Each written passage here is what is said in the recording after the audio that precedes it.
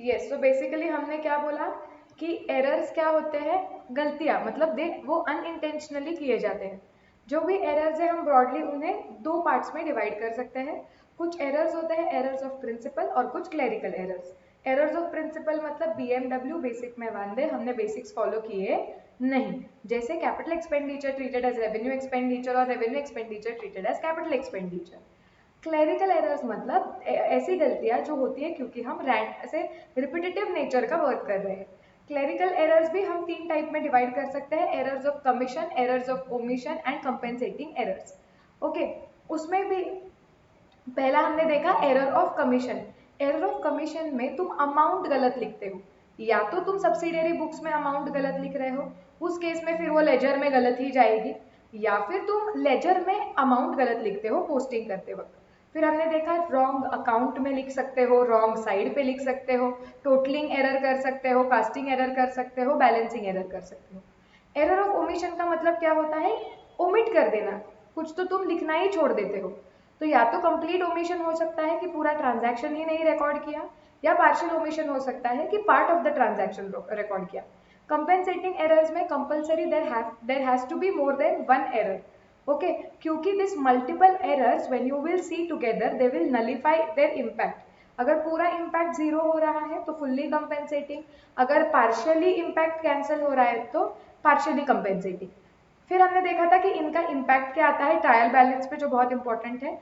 Errors of principal में तुम्हारा trial balance tally होता है क्योंकि तुमने डेबिट क्रेडिट तो मारा होगा, नॉट नेसेसरीली वो करेक्ट है बट मारा तो है। उसके बाद हमने एरर्स ऑफ कमीशन में देखा, अगर तुम सब्सिडियरी बुक्स में गलत अमाउंट लिखते हो तो फिर जैसे हमने सेल्स का एग्जाम्पल लिया था, सब्सिडियरी बुक्स के टोटल में भी गलत अमाउंट दी जाएगी, तो सेल्स को क्रेडिट भी गलत ही होगा, और जो एक्स को डेबिट होने वाला वो भी गलत ही होगा, तो वो टैली हो जाएगा एक्चुअली उस केस में ट्रायल बैलेंस। अगर तुम लेजर पोस्टिंग करते वक्त गलती कर रहे हो, तो अगर तुम सेम गलती करते हो दोनों अकाउंट में, तो उस केस में तुम्हारा ट्रायल बैलेंस टैली होगा। लेकिन लेजर पोस्टिंग करते वक्त तुम एक अकाउंट में सही अमाउंट लिखते हो और दूसरे अकाउंट में गलत, तो तुम्हारा ट्रायल बैलेंस टैली नहीं होगा। अगर तुम रॉन्ग अकाउंट यूज करते हो, एज लॉन्ग एज वो सेम साइड का है, डेबिट का डेबिट है, क्रेडिट का क्रेडिट है, ट्रायल बैलेंस टैली होगा। अगर तुम लेजर के रॉन्ग साइड पे ही पोस्ट कर देते हो तो ट्रायल बैलेंस टैली होगा नहीं।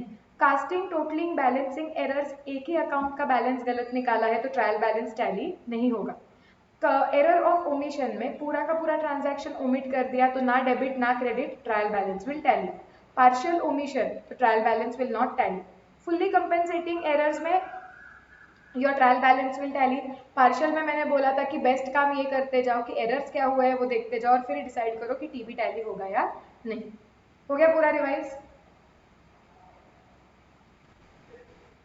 यस, ये था मेरा माय वर्जन ऑफ ब्रेथलेस। चलो अभी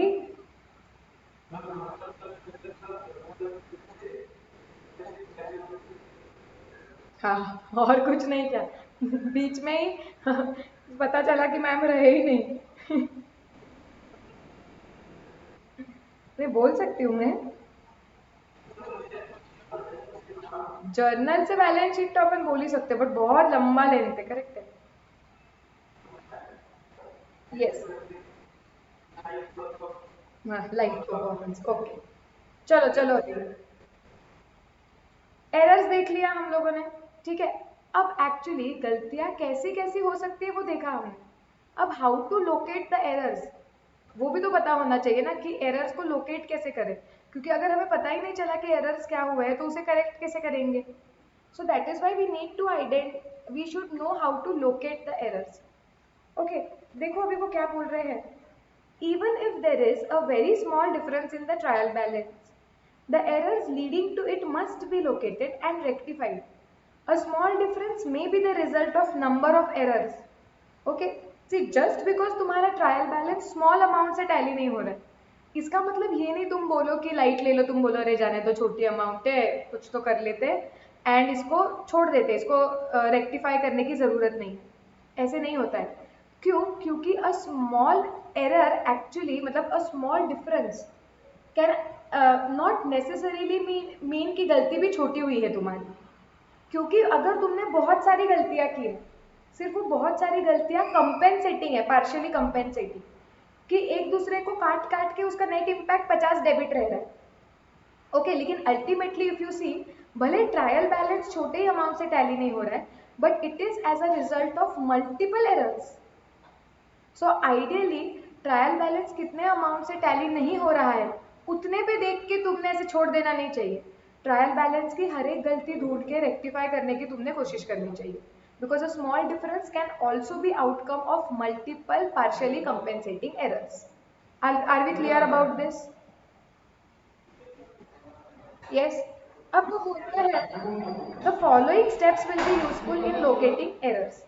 ओके, एक ही मिनट है, ये कंटिन्यूसली ब्लिंक हो रहा है, मैं एग्जिट करके वापस आती हूँ, मुझे बहुत इरिटेट हो रहा है ये।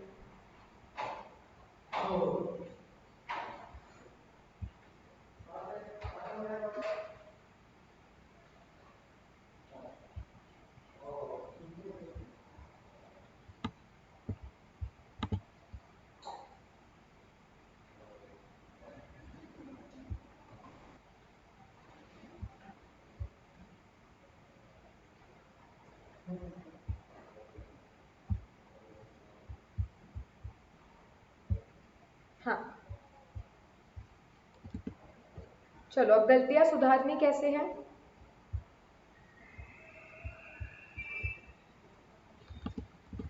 क्या क्या बोला है?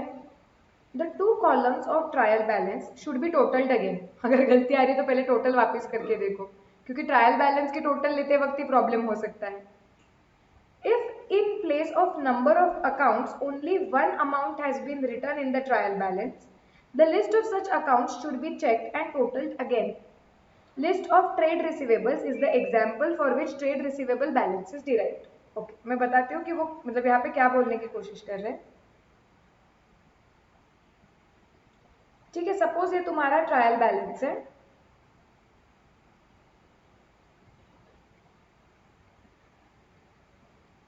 अब क्या हुआ, ये ट्रायल बैलेंस की तुमने टोटल ली, वो मैच नहीं हुई, तो हमने बोला स्टेप नंबर 1 हम ये टोटल वापस लेंगे। ओके, फिर भी गलती नहीं मिली, तो ऐसा देखो कि कुछ आइटम्स तुम्हारे ट्रायल बैलेंस में ऐसे आ सकते हैं जो टोटल टोटल है मल्टीपल लेजर्स के। मतलब तुमने ट्रायल बैलेंस में सिर्फ ट्रेड रिसीवेबल्स लिखा है, मतलब डेटर्स लिखा है, और लेजर में जितने भी डेटर्स के अकाउंट है तुमने डायरेक्टली इसकी टोटल लिखी है यहाँ पे। तो ट्रायल बैलेंस में ऐसे जो भी आइटम्स आ रहे हैं जो मल्टीपल अकाउंट्स की टोटल है, तो तुम वैसे आइटम्स की टोटल बराबर ली है क्या चेक करो। देखो कोई डेटर का अकाउंट स्किप नहीं ना हो गया है, उसकी टोटल करेक्टली चेक कर लो। ऐसे तुम लोकेट कर सकते हो एरर। और आगे क्या बोलते हैं वो, सेकेंड, तो ये ठीक है, ये देख लिया हमने। It should be seen that the cash and bank balances have been written in the trial balance. जैसे तुम्हें याद होगा जब हम वो सब्सिडरी बुक्स वाला सम कर रहे थे, देखो बड़ा वाला, जिसको 2 घंटे लगे पूरे हमको, कि सब्सिडरी बुक्स बनाना है, कैश बुक बनाना है, टीबी बनाना है, लेजर पोस्टिंग करना है और टीबी बनाना है। उस टाइम पे हमने क्या किया, उस टाइम में हमने लेजर अकाउंट्स में से सारे बैलेंसेस निकाले और टीबी में लिखे, लेकिन कैश और बैंक का बैलेंस कैश बुक में होता है, लेजर में नहीं दिखता है, तो वो स्किप हो सकता है। इसके लिए अगर आपका कोई अकाउंट है जो लेजर में नहीं है, जैसे कैश और बैंक, वो कैश बुक में होता है, तो उनका बैलेंसेस लेना भूलना मत, एक बार चेक कर दो कि वो बैलेंसेस लिए है क्या। Are we clear about this?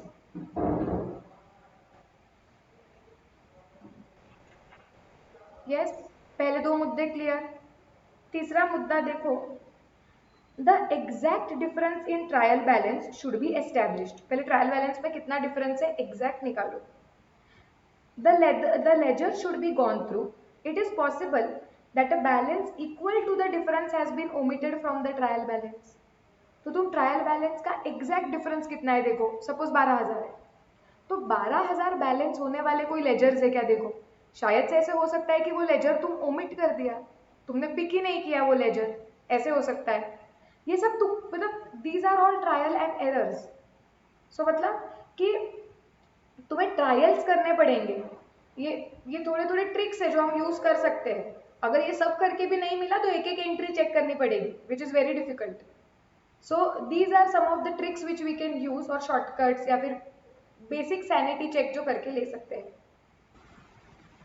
The difference should also be halved. Why? It is possible that balance equal to half the difference has been written in the wrong column. Okay ये हमेशा तुम जब articleship में भी जाओगे या जब तुम खुद फाइनल अकाउंट्स बनाओगे, ये हमेशा करना चाहिए। क्या करना चाहिए? ट्रायल बैलेंस में कितना डिफरेंस आ रहा है चेक करो पहले।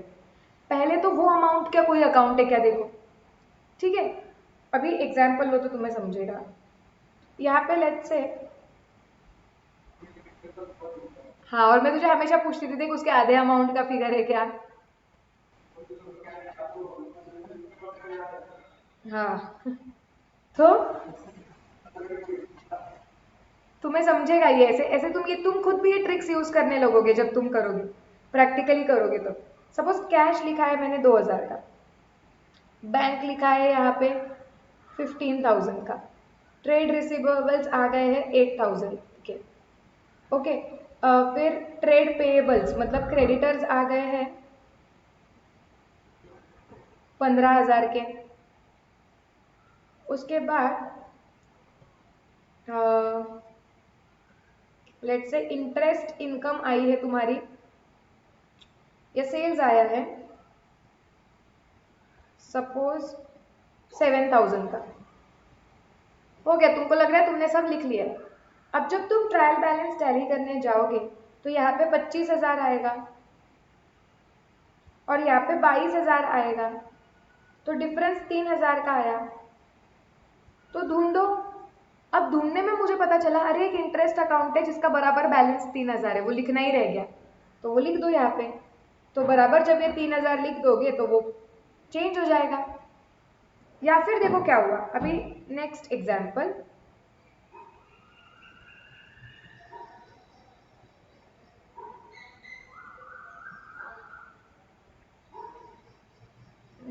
नेक्स्ट एग्जाम्पल में सपोज तुमने ऐसे कर लिया, फटाफट लिख रहे थे तुमने सेल्स डेबिट कॉलम में लिख लिया 15,000, ठीक है।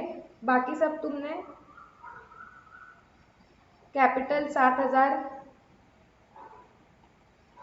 इंटरेस्ट 3,000 ऐसे लिख लिया है। अब जब तुम ट्रायल बैलेंस टैली करने जाओगे, तुम्हारा देखो कितना आ रहा है टोटल, 15 + 15 30 एंड 8 + 2 10, मतलब 40,000 इसकी टोटल आ रही है और इसकी 10,000 टोटल आ रही है। मतलब मेरा डिफरेंस कितना आ रहा है 30,000। अब मैंने पहले चेक किया कि कोई अकाउंट का बैलेंस 30,000 है क्या। अगर है तो मैं देखती हूँ शायद से वो अकाउंट लिखना रह गया है, बट ऐसा कुछ मिला नहीं। फिर मैंने हाफ करके देखना चाहिए। क्यों? क्योंकि अगर कोई अकाउंट तुम गलत कॉलम में लिख देते हो तो उससे ना डबल डिफरेंस क्रिएट होता है। डबल कैसे? जब तुम सेल्स क्रेडिट में लिखना था तुमने डेबिट में लिख दिया, देखो यहाँ पे ये गलती। उससे क्या हो गया, तुम्हारा क्रेडिट साइड 15 से ऊपर होना चाहिए था, बराबर। तो अभी क्या हुआ, तुम्हारा क्रेडिट साइड नीचे है एंड प्लस तुमने डेबिट में और 15 ऐड कर दिए। So if your debit total is this, तो अभी ये देखो क्या हुआ कि एरर करने के पहले ideally this should have been same. अब एरर के वजह से क्या हो रहा है, तुम्हारा सेल्स क्रेडिट साइड पे लिखना चाहिए था, वो तुमने लिखा ही, तो ऑलरेडी तुम्हारा क्रेडिट साइड 15,000 से कम दिखता होगा। और ऊपर से तुमने क्या कर दिया, तुमने उसे डेबिट साइड पे लिख दिया, मतलब तुमने डेबिट साइड भी 15,000 से बढ़ा दी। तो इसके लिए डिफरेंस डबल हो गया, क्योंकि एक तो क्रेडिट साइड पे वो आया ही नहीं और डेबिट साइड बढ़ गई, सो डिफरेंस डबल हो गया। इसके लिए तुम्हारे ट्रायल बैलेंस में जो भी डिफरेंस आता है वो हाफ करके देखना चाहिए तुमने, कि ऐसा आइटम कोई है क्या कि 15,000 का मैं देखूंगी 15,000 कुछ है क्या, तो मुझे समझता है 15,000 की बैंक है, ये तो सही लिखी हुई है। फिर मैं देखती हूँ अच्छा 15,000 का सेल्स है, तो this has been written on the wrong side, so I will remove this from here and I put it here. Are we clear about this? These tricks are very useful when you go for your articleship या फिर exam में भी गलतियां ढूंढने के लिए जो तुम सॉल्व करते हो तब होती है। इधर तक clear?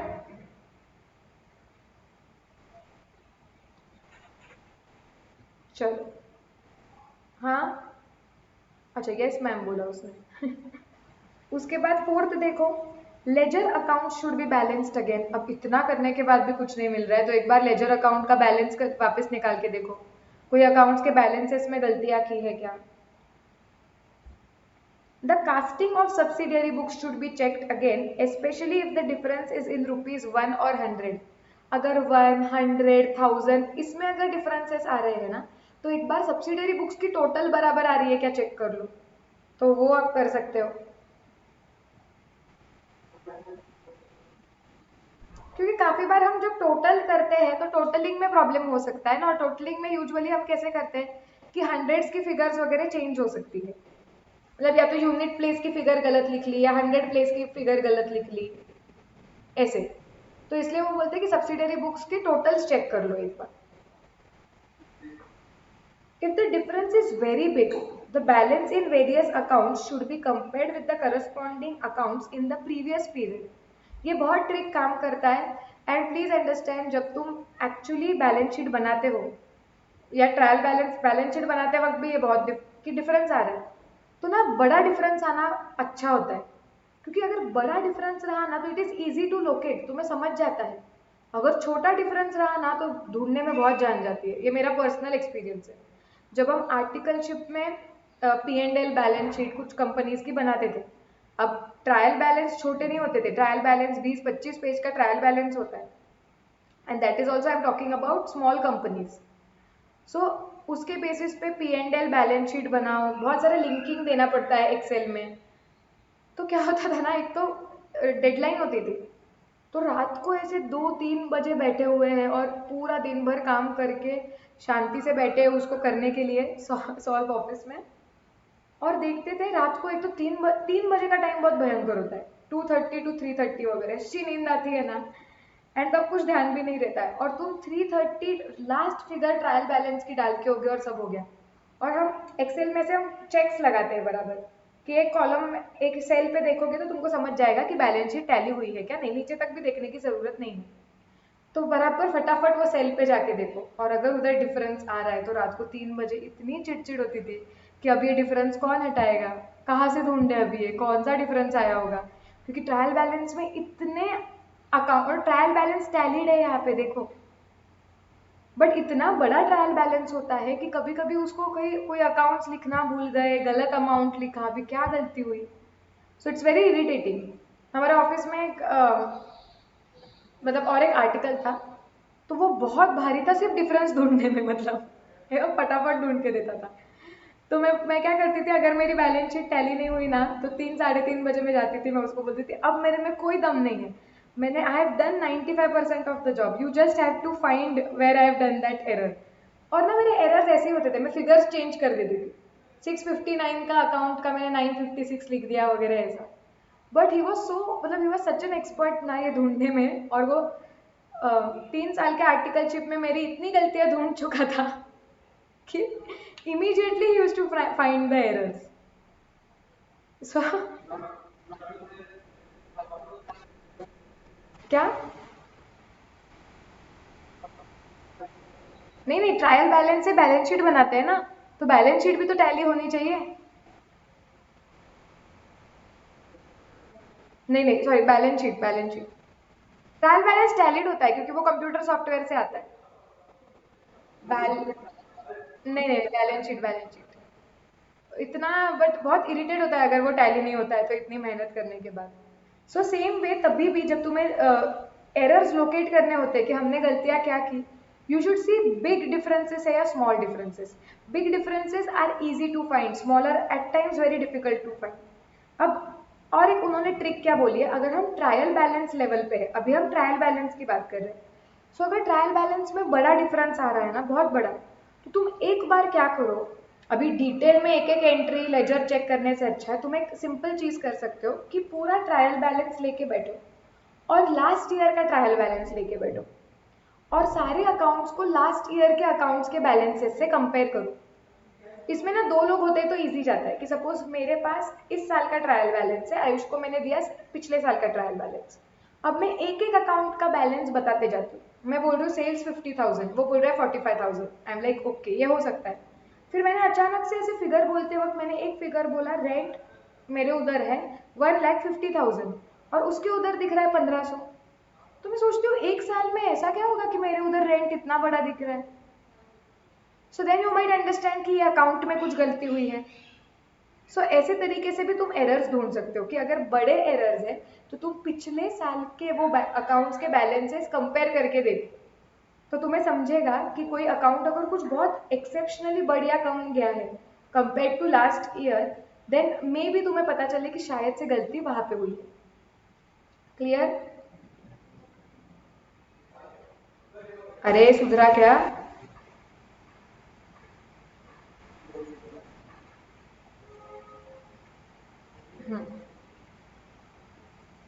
Posting of the amounts equal to the difference or half the difference should be checked. It is possible that an amount has been omitted to be posted or has been posted on the wrong side. तो जितने का error आ रहा है, अब laser में जाके देखो, ledgers में सेम अमाउंट के आइटम्स है क्या? क्या आपने सेम अमाउंट की कोई आइटम लेजर में लिखना ही भूल गए हो क्या, कि जर्नल में दिख रही है लेकिन लेजर में नहीं दिख रही है? या फिर ऐसा है क्या कि कोई आइटम उसका हाफ करके देखो अगेन डिफरेंस का, कि ऐसा है क्या कि कोई ट्रांजैक्शन हमने लेजर के रॉन्ग साइड पे लिख दिया हो जिसकी वजह से डबल डिफरेंस आ रहा हो ट्रायल बैलेंस में, वो भी चेक करो। उसके बाद if there is still a difference in the trial balance, complete checking will be necessary. मतलब ये सब करके भी, और एक ट्रिक होती है एक्चुअली, पता नहीं यहाँ पे यूजुअली अगर आपको ये भी एक चीज आप कर सकते हो कि आपका जो भी डिफरेंस आता है ना उसे डिवाइड बाय 9 करके देखो। अगर वो फुल्ली डिविजिबल है 9 से तो यूजुअली ऐसा एक आप हिंट ले सकते हो कि आपने ना फिगर्स उल्टे कर लिए। ओके, जैसे देखो अमाउंट था 654 और मैंने लिखा 645, तो इनका जो भी डिफरेंस आएगा फिगर का, it will be divisible by 9। तो अगर आपका डिफरेंस जो भी आ रहा है वो डिविजिबल बाय 9 से है, ये बहुत फ्रीक्वेंटली यूज की गई टेक्निक नहीं होती है, बट फिर भी आप एक चेक कर सकते हो कि अभी मिल ही नहीं रहा है तो ये भी करके देखो, डिवाइड बाय 9 करके देखो। अगर वो कंप्लीटली डिवाइड बाय 9 हो रहा है तो उस केस में हम बोल सकते हैं कि शायद से फिगर लिखने में गलती हो गई है, अमाउंट्स मैंने इंटरचेंज कर लिए हैं। एंड ये सब ट्रिक्स फॉलो करने के बाद भी अगर तुम्हें कोई गलती नहीं मिली तो अभी तुम्हें कंप्लीट चेकिंग करना ही पड़ेगा। तुम्हें सारे जर्नल से लेजर पोस्टिंग सब पूरा प्रोसेस चेक करना पड़ेगा। इसके लिए बोलते हैं कि अकाउंटिंग करते वक्त ही ढंग से करो, क्योंकि बाद में अगर डिफरेंस निकला तो it becomes very difficult to locate it then. The posting of all the entries, including the opening entries, should be checked. It may be better to begin with nominal accounts. So nominal account से better होगा begin करना, वहां से लेके सारे accounts अभी वापस check करो। हाँ, मतलब तुमने जर्नल मारा है ना, तो तुम जर्नल से लेजर सारा चेक करो, क्योंकि जर्नल में क्या, एक तो कंप्लीट ओमिशन होगा, ठीक है, उसकी वजह से टीबी को फर्क नहीं पड़ेगा। जर्नल में पार्शियल ओमिशन तो हो नहीं सकता है, तो जर्नल को बेस लो, सारे अमाउंट्स करेक्टली लेजर पोस्ट हुए हैं क्या, फटाफट एक एक चेक करते जाओ। ये इतना डिफिकल्ट नहीं होता है प्रैक्टिकल लाइफ में, क्यों? क्योंकि तुम्हारा जर्नल से ऑटोमेटिक लेजर बना ही होता है। सो ट्रायल बैलेंस टैली नहीं होता है, ये प्रैक्टिकल लाइफ में कम दिखता है तुम्हें, because of now everything being computerised. But अगर वो वैसा नहीं है, कंप्यूटराइज नहीं है, तो तुम्हें सभी चेक करना पड़ेगा कि जर्नल से लेजर पोस्टिंग करेक्ट हुई है क्या, लेजर के बैलेंसेस करेक्ट निकाले हुए हैं क्या।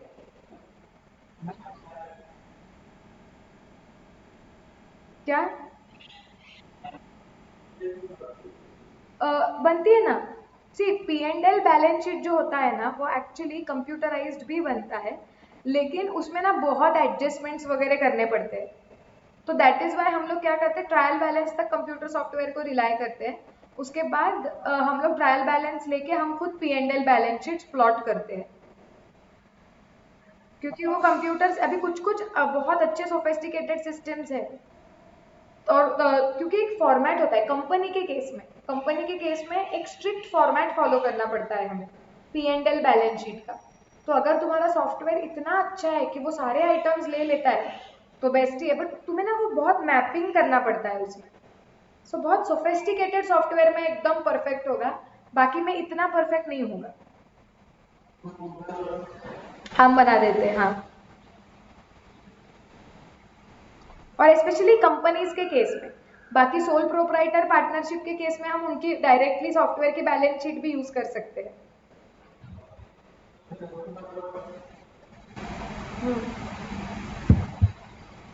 हॉरिजॉन्टल फॉर्मेट ही होता है ना, तो मोर और लेस करेक्ट ही हो जाती है। हाँ, कंपनीज का वर्टिकल फॉर्मेट होता है, उसमें बहुत कटकट होती है, बहुत चीजें करनी पड़ती है, finalisation is not that easy.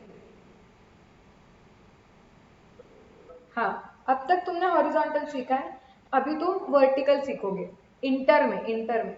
अभी थोड़ा इंट्रोडक्शन हो जाएगा, लेकिन कंपनी की P and L balance sheet कैसे बनानी है वो तुम इंटर में सीखोगे।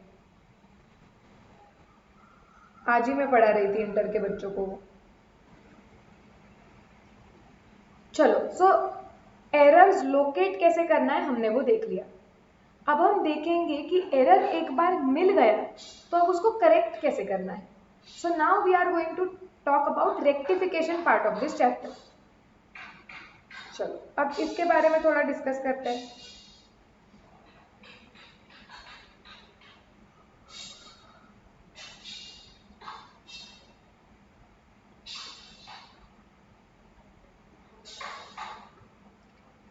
ना मुझे ये बताओ कि सपोज सपोज तुम्हारी तबीयत खराब है, ओके, तो तुम मतलब अगर तुम्हें दवाई चाहिए वगैरह तो तुम डॉक्टर के पास जाओगे, और डॉक्टर तुम्हें क्या बोलता है, डायरेक्ट सर्जरी करने के लिए लेटा देता है क्या? नहीं, ऑफ कोर्स नॉट। वो पूछेगा अरे अच्छा बुखार आ रहा है क्या, कितने दिन से बुखार आ रहा है? अच्छा, तुम बोलोगे कि अरे नहीं अभी कल कल रात को ही आया था, या तुम बोलोगे कि ये मतलब बहुत दिन हो गए अभी कंटिन्यूअसली प्रॉब्लम हो रहा है, और उस हिसाब से डॉक्टर दवाई देगा, करेक्ट? सेम थोड़ा सा लॉजिक इधर अप्लाई होता है कि तुम देखते हो कि तुम्हें कब गलती के बारे में पता चला है, तुम कौन से स्टेज पे हो अकाउंटिंग के, कि तुम अभी तक लेजर बना रहे थे और अभी तक ट्रायल बैलेंस बना नहीं है, क्या ट्रायल बैलेंस बन चुका है, क्या फाइनल अकाउंट्स बन चुके हैं, या तुम अगले साल में हो। तुम्हें कौन से स्टेज पे गलती पता चलती है उस पर डिपेंड करता है कि उसकी दवाई कैसे होती है, उसका एरर मतलब रेक्टिफिकेशन क्या होता है। सो पहले हमेशा, this is the most important part of this chapter, question solve करने के पहले जब तुम एग्जाम में देखोगे सबसे पहले तुम्हें ये देखना है कि गलती कौन से स्टेज पे हमें आइडेंटिफाई हुई है, क्योंकि हमारा आंसर उस पर डिपेंड करता है, हमारा रेक्टिफिकेशन उस पर डिपेंड करता है। I am telling you this chapter again, कुछ लोगों को जिनका अकाउंट्स अच्छा होता है, स्ट्रांग होता है, उनको ये चैप्टर मस्त लगता है एकदम। कुछ लोगों के लिए ये चैप्टर टेरिबल होता है, नाइटमेयर होता है कि आता ही नहीं है ये चैप्टर। तो बीआरएस और रेक्टिफिकेशन ये दोनों चैप्टर ऐसे, जिसको आ गया उसको आ गया, जिसको कंफ्यूजन हो गया उसको बहुत ही कंफ्यूजन होता है। इसके लिए एक तो बीआरएस को मैं कंटिन्यूअसली रिवाइज करना है अभी के अभी, सेम गोज विथ रेक्टिफिकेशन। मैं आज जो पढ़ाती हूँ वो तुम्हें रात को खुद को एक्सप्लेन करना ही है। If you fail to do this chapter will be a nightmare, then do not come to me, I will not explain again. Okay, जो मैं बोलती हूँ वो फॉलो करते जाओ अभी ये चैप्टर के केस में। और ये चैप्टर वेटेज वाइज भी बहुत इंपॉर्टेंट है, क्योंकि आज तक के हर एक अटेम्प्ट में जहां तक मुझे याद है रेक्टिफिकेशन पे क्वेश्चन आया है, या तो 4-5 मार्क का या तो 10 मार्क का, और 10 मार्क के लिए काफी बार आया है। So this chapter is very important. चलो, सो रेक्टिफिकेशन करने के पहले तुम देखोगे कि एरर कौन से स्टेज पे लोकेट हो रहा है, दैट इज स्टेज 1। ये स्टेज 1 वगैरह हम क्लास में यूज कर रहे हैं, मॉड्यूल में लिखा नहीं है। स्टेज 1 क्या है? Before preparation of trial balance.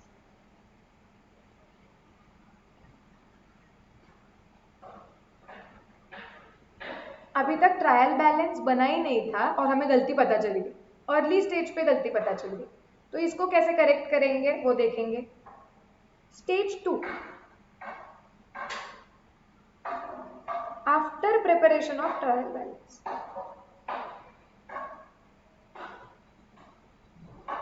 मतलब तुमने ट्रायल बैलेंस बना दिया है और तब बनाते वक्त तुम्हें समझ गया कि अरे यार ये गलती हो गई है, या जस्ट ट्रायल बैलेंस बनाने के बाद तुम्हें पता चल गया। ओके,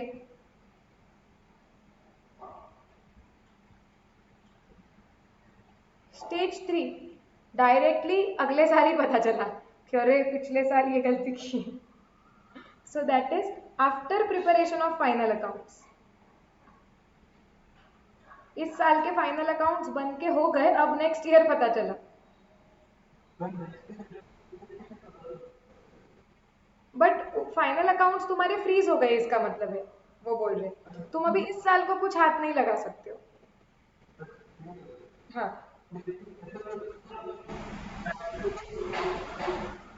नहीं नहीं आयुष, तेरा आवाज कट रहा है, नहीं आ रहा है।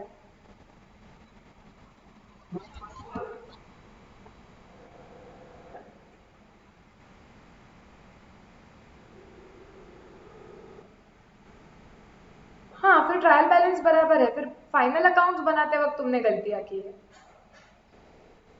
हाँ सो बेसिकली हम क्या बोल रहे हैं कि ये 3 स्टेज में से कोई भी स्टेज पे हमें एरर आइडेंटिफाई होता है। अगर एरर रिस्पेक्टिव स्टेज पे आइडेंटिफाई हुआ तो उसे करेक्ट कैसे करना हम वो देखेंगे। ओके अब स्टेज 1 पहले हम देख लेंगे और फिर डायरेक्टली इसके सम सॉल्व करेंगे। Before preparation of trial balance, अगर तुम्हारा ट्रायल बैलेंस टैली नहीं हो रहा है, सॉरी अगर तुम्हारा ट्रायल बैलेंस बना ही नहीं है, ओके, और तुम्हें कोई गलती पता चली, तुमने अभी तक उस स्टेज तक तुम पहुंचे ही नहीं हो, अब तक तुम लेजर अकाउंट्स वगैरह बना रहे थे, टीवी नहीं बनाया है अभी तक तुमने, और तुम्हें कुछ गलती पता चल गई, तो तुम क्या करोगे, तुम पूछोगे कि वो जो एरर है क्या वो सिर्फ कोई एक अकाउंट को इम्पैक्ट कर रहा है।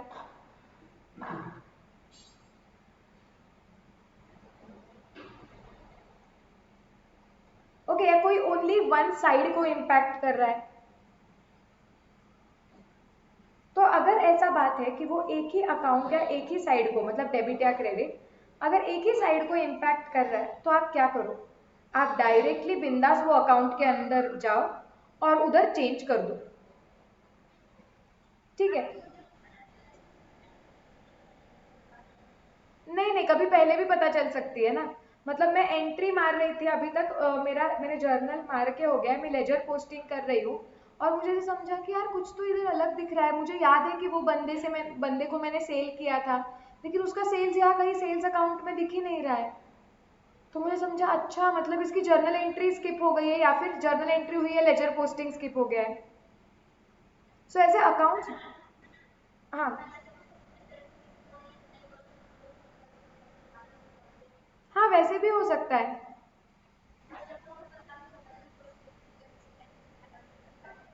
हाँ लेकिन तुम्हें दूसरे एरर्स कुछ तो लोकेट हो सकते हैं ना। सी ऐसा तो होगा ही नहीं कि हमेशा ट्रायल बैलेंस बनने के बाद ही एरर पता चलेगा, बीच के स्टेज में भी तुम्हें पता हो सकते हैं, क्यों नहीं। तुम्हें तब फील हो सकता है कि अरे मैंने पहले गलती की थी उसको सुधारनी है। या चलो तुम जर्नल नहीं बनाया, सपोज आयुष ने जर्नल बनाया, तुम लेजर पोस्टिंग कर रहे हो, तुम लेजर पोस्टिंग कर रहे हो, रोज करते जाते हो, तुम्हें चौथे दिन पे रियलाइज हुआ अरे ये अकाउंट में कुछ अजीब फिगर दिख रही है, ऐसे कैसे। तब तुम्हें समझा कि अरे तुमने पहले दिन पे कुछ गलती की थी, ऐसे भी तो हो सकता है। यस। हाँ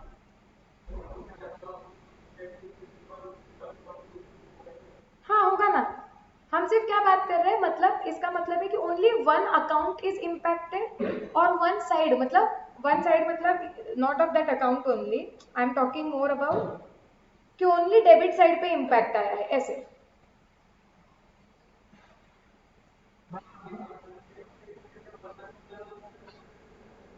नॉट नेसेसरी अगेन, कैसे मैं बताती हूँ। क्यों तुम्हें ऐसा लगता है कि ट्रायल बैलेंस में ही पता चल सकता है।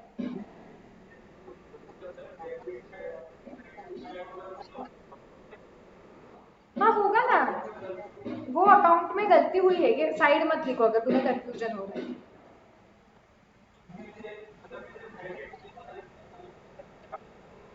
हाँ लेकिन मतलब मेरा बोलने का मतलब है कि there is no error on the debits, overall there is only error on credit. Of course it means the account gets impacted, but overall मैं वो अकाउंट के बारे में बात नहीं कर रही हूँ, आई एम टॉकिंग अबाउट कि total debits and total credits में क्रेडिट्स आर इम्पैक्टेड हियर, ऐसे डेबिट्स आर करेक्ट, ऐसे।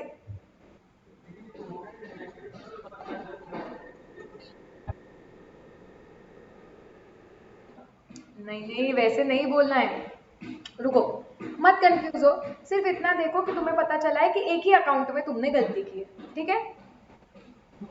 जब इसका रेक्टिफिकेशन मैं बताऊंगी, आगे एक्सप्लेन करूंगी, तुमको ऑटोमेटिक समझ जाएगा। So now I have understood कि जो मैंने गलती की है, it is impacting probably only one account. जैसे मैं कोई एरर करके तुम्हें बताती हूँ। ये सब्सिडियरी बुक है, सेल्स बुक। मैंने सेल्स बुक में लिखा एक्स वाई। मैंने एक्स को सेल किया था 500 का आइटम, मैंने वाई को सेल किया था 700 का आइटम। मैंने सेल्स बुक की टोटल ली, कितनी टोटल आनी चाहिए थी इसकी, बताओ। 1200। मैंने एरर किया, मैंने गलत 1100 लिख दिया। ओके, अब यहां से लेजर पोस्टिंग होगा। भूषण मुझे बताओ, सेल्स बुक से लेजर पोस्टिंग कैसे होगा?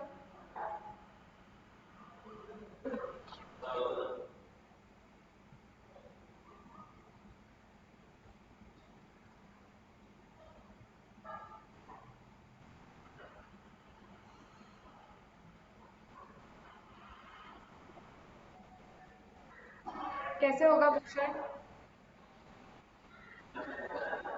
अरे तुम्हारा आवाज नहीं आया भूषण।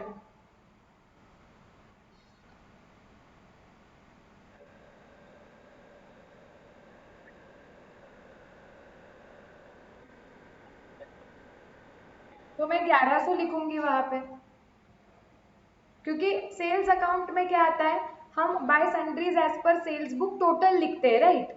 तो यहाँ पे इसकी टोटल चली गई होगी 1100। और क्या होगा भूषण?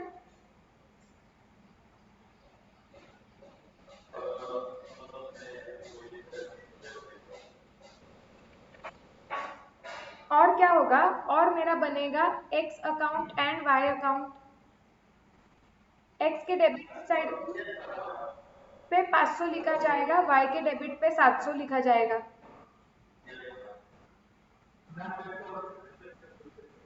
अभी समझा? हाँ ठीक है, चलो, ऐसा गलती हो गई, ठीक है। अब क्या हुआ है, so this was my error. And थोड़े दिन बाद, लेटर आफ्टर फ्यू डेज, आई रियलाइज्ड कि अरे ये मैं ऐसे ही सेल्स बुक दिख रही थी, तो मैंने बोला यार ये सेल्स बुक की टोटल मैंने गलत ली थी, इसकी टोटल तो आनी चाहिए थी 1200। तो फिर मुझे समझा कि अगर मैंने सेल्स बुक की टोटल गलत ली है, तो मतलब मैंने सेल्स अकाउंट की क्रेडिट साइड पे भी गलत लिखा होगा। So now what I am trying to say is कि यहाँ पे गलती सिर्फ एक अकाउंट में हुई है, या एक साइड पे हुए, मतलब only the credit side is impacted, debit side accounts are correct. Okay, so debit has gone correct, only credit has gone wrong. So sales account में सिर्फ मिस्टेक है। इधर तक क्लियर है क्या आप लोगों को ये पूरा मुद्दा? यस? हाँ, मुझे पूनम देखो, मैंने सिर्फ इतना बताया कि मैंने सेल्स बुक बनाया था, उसमें एक्स 500 था, वाई 700, टोटल मेरी 1200 आनी चाहिए थी, मैंने गलती से 1100 ले ली। जब मैंने यही चीज लेजर पोस्ट कर दी, तो सेल्स में 1100 चला गया, क्योंकि सेल्स बुक में टोटल जाती है सब्सिडियरी बुक्स की, और एक्स को सही से 500 का डेबिट हो गया और वाई को 700 का डेबिट हो गया। तो यहाँ पे अगर आप देखोगे तो मेरी गलती सिर्फ क्रेडिट साइड पे हुई है, डेबिट में सब करेक्ट गया हुआ है, या फिर सिर्फ एक अकाउंट में गलती हुई है। क्लियर? Yes, okay. अब अगर, हाँ,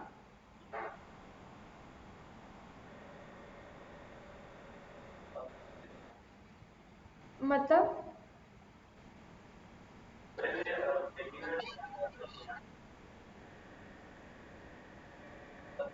But why are you going to when we make trial balance? Please understand हम कौन से स्टेज पे है that we have not made the trial balance.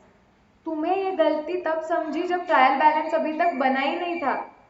तुम लेजर्स ही बना रहे थे और एक दिन तुम्हें पता चला कि अरे ये सब्सिडरी बुक्स की, तुम्हें कोई जो परचेज बुक मेंटेन करता है, आयुष आके बोल के गया, अरे मैंने ना आज मैं मेरा चेकिंग कर रहा था तो मुझे समझा कि मेरी सेल्स बुक की टोटल मैंने गलत ली है, तो फिर लेजर पोस्टिंग वाले को समझेगा ना कि अरे मतलब सेल्स अकाउंट में भी फिगर गलत गई है। और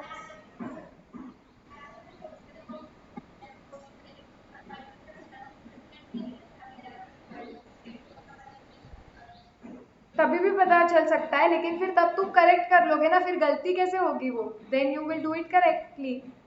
तब तुम लिखते वक्त भी करेक्टली लिखोगे ना, ये तो तुमने लेजर पोस्टिंग किया है और तुम्हें बाद में जाके गलती समझ रही है। ठीक है, अब इसे करेक्ट कैसे करना है, देखो देखो प्लीज अंडरस्टैंड, गलतियां कैसे भी हो सकती है। There is no limit to human beings errors, हम कुछ भी गलतियां कर सकते हैं। यहाँ पे हमें फोकस, तो ये मत सोचो कि ये गलती हो नहीं सकती है या ये लोकेट नहीं हो सकती है। बिल्कुल ये गलतियां हो सकती है और ट्रायल बैलेंस के पहले लोकेट भी हो सकती है। We have to focus on how to correct them. Okay,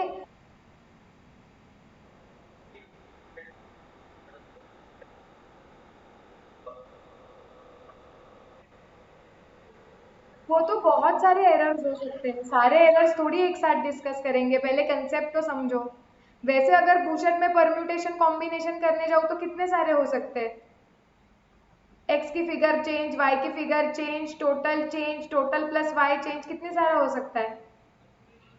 मैं वही बोल रही हूँ, गलतियां कुछ भी हो सकती है, अभी सिर्फ एक गलती पे फोकस करो ये, और उसे कैसे करेक्ट करना है वो देखो, इससे तुम्हें समझेगा कि बाकी कितनी भी गलतियां कैसे करेक्ट करनी है। ठीक है, तो अभी क्या हो गया, ये हो गया है, यही मिस्टेक है, बाकी 100 गलतियां हो सकती है, we'll talk about them later. ये ऐसा सिचुएशन है।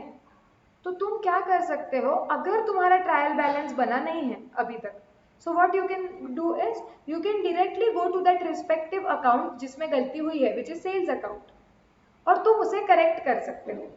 करेक्ट करते वक्त प्लीज अंडरस्टैंड, करेक्ट करना मतलब इसको कैंसल करके 1200 लिखना नहीं, दैट इज नॉट अलाउड। तुम्हें सेपरेटली कुछ लिख के एरर को निकालना होता है।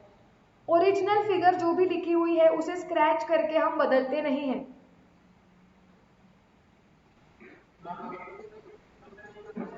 नहीं, प्रैक्टिकल लाइफ में भी एक्चुअली हम नहीं, अवॉइड करते हैं ये करना, क्योंकि वो ऑडिट के लिए वगैरह फिर बाद में तकलीफ होती है, इसके लिए नहीं करते हैं। वो प्रिंट्स वगैरह निकालते थे पहले, उसमें थोड़ा सा इशू हो जाता है, तो इसके लिए वो तुम्हें समझेगा। अभी अभी तुम्हें वो समझेगा नहीं, मैंने एक बैच में वो एक्सप्लेन करने की कोशिश की थी, बट वो तुम्हें अभी नहीं समझता है क्यों। आई, हाँ बोलो। एक्सेल में नहीं बनाते, ये कंप्यूटर सॉफ्टवेयर में होता है।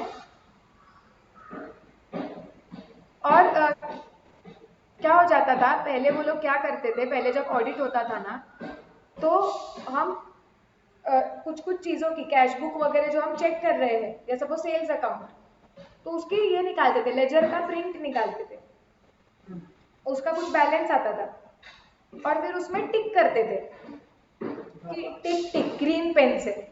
तो उससे क्या पता चलता है कि ये जो लेजर ऐसे दिखने वाला था उसमें मैंने क्या किया हुआ है, टिक टिक किया हुआ है, मतलब मेरा ऑडिट हो चुका है।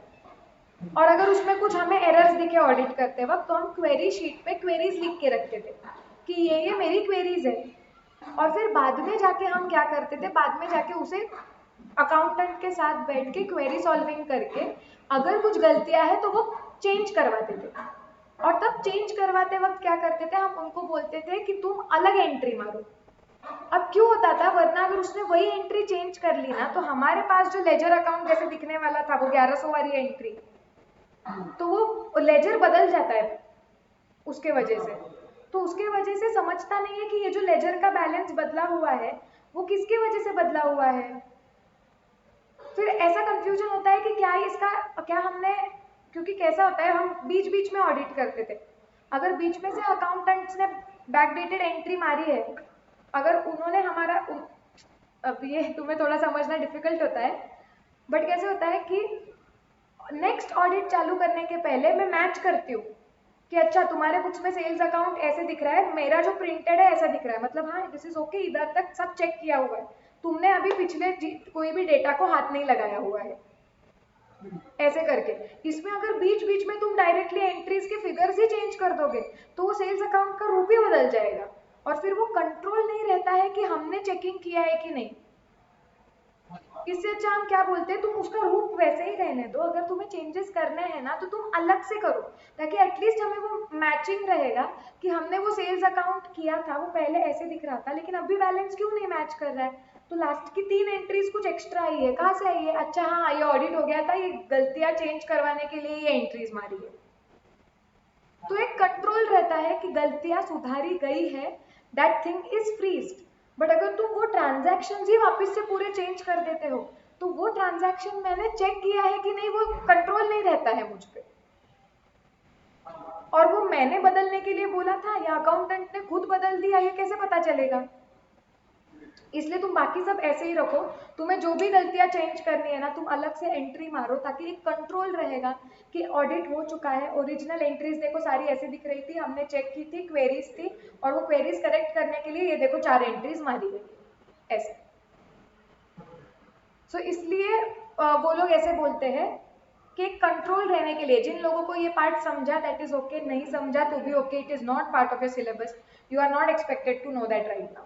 What you are expected to know is कि एक बेटर कंट्रोल रहने के लिए बस इतना समझो, जब तुम आर्टिकलशिप में जाओगे तो तुम्हें और अच्छी तरीके से समझेगा।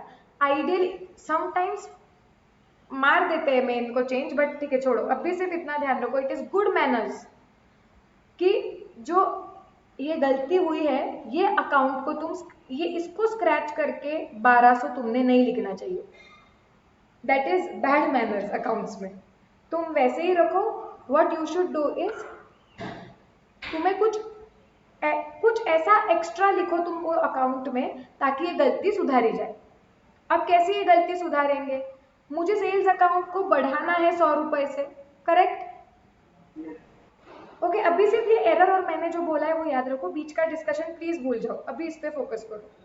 अभी मेरा मुद्दा है कि मेरा एरर दिख रहा है सेल्स अकाउंट में, और सेल्स अकाउंट 1200 की जगह पे दिख रहा है 1100, बराबर। अब आप बोलो कि अच्छा अब मैं क्या करूं, मैम ने बोला था इसको स्क्रैच तो नहीं कर सकते, तो इसको 100 से बढ़ाना है, तो आप क्या कर सकते हो, आप डायरेक्टली उस केस में सेल्स अकाउंट के क्रेडिट में जाके लिख सकते हो, by under casting of subsidiary books. Subsidiary books का अंडर कास्टिंग हो गया था जिसके वजह से प्रॉब्लम आया, और यहाँ पे 100 ऐड कर दो। सो अल्टीमेटली क्या हो जाएगा, तुम्हारा सेल्स अकाउंट बराबर 1200 दिखाएगा। Are we clear about this? So what you have to do, जब तुम्हारी कोई गलती होती है और अगर तुम्हारा ट्रायल बैलेंस अभी तक बना नहीं है, तुम सबसे पहले पूछोगे कि क्या वो गलती सिर्फ एक अकाउंट को या सिर्फ एक साइड को इम्पैक्ट करता है, क्या वो सिर्फ क्रेडिट साइड पे गलती हुई है। तो उस केस में तुम क्या करोगे, क्रेडिट या debit side what ever it is, तुम क्या करोगे, तुम जो अकाउंट में सिर्फ गलती हुई है डायरेक्टली वो अकाउंट में जाओगे और वो अकाउंट में जाके वो गलती सुधार दोगे। ओके ऐसे सिनेरियोज में सो हम यहाँ पे क्या लिखेंगे, we will directly go to the impacted account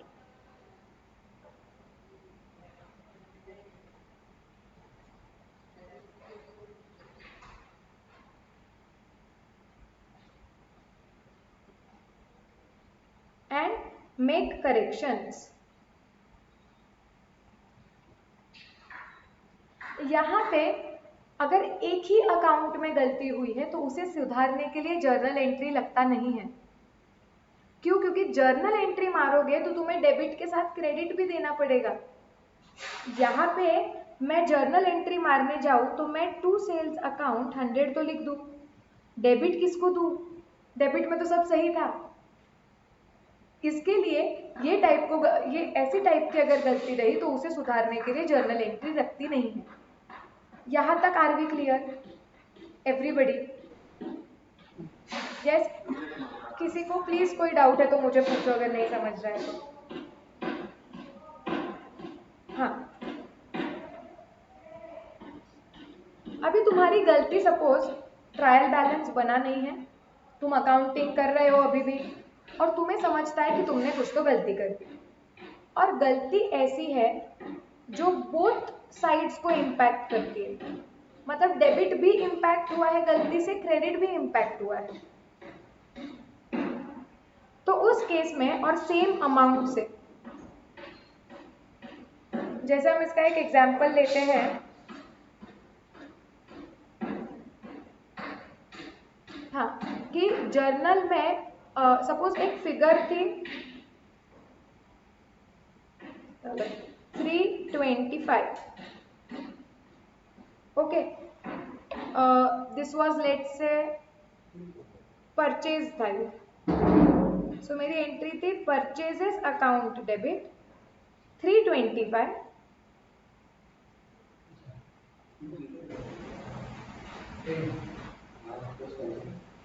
to supplier 325।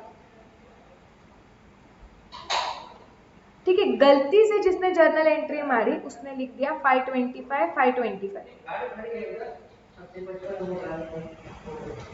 Okay, सो यहाँ पे परचेज के डेबिट में चला गया 525, सप्लायर के क्रेडिट में भी चला गया 525। लेटर यू रियलाइज्ड, कुछ भी करके तुम्हें वो गलती लोकेट हो गई, एंड लेटर यू रियलाइज्ड कि अरे ये 525 की जगह पे ना 325 लिखना चाहिए था, मतलब गलती हुई है।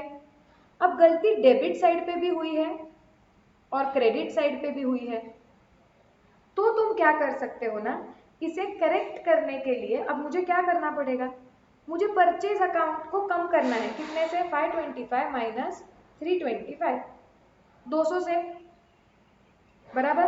तो मैं क्या करूंगी, मुझे समझता है मुझे परचेज अकाउंट को कम करना है 200 से, और लाइकवाइज जो सप्लायर अकाउंट है मुझे उसको भी कम करना है 200 से। अब परचेज को कम करना होगा 200 से, तो परचेज को क्रेडिट देना पड़ेगा, टू परचेजेस 200, सप्लायर को क्रेडिट कम करना है तो डेबिट देना पड़ेगा।